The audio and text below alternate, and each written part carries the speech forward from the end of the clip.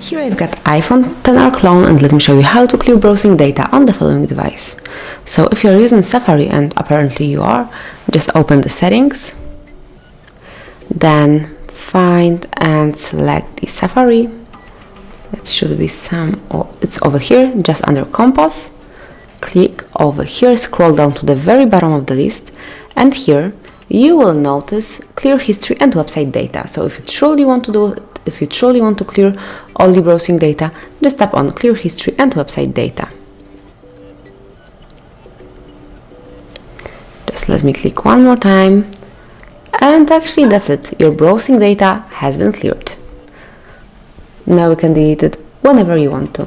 Thanks for watching, please subscribe our channel and leave the thumbs up.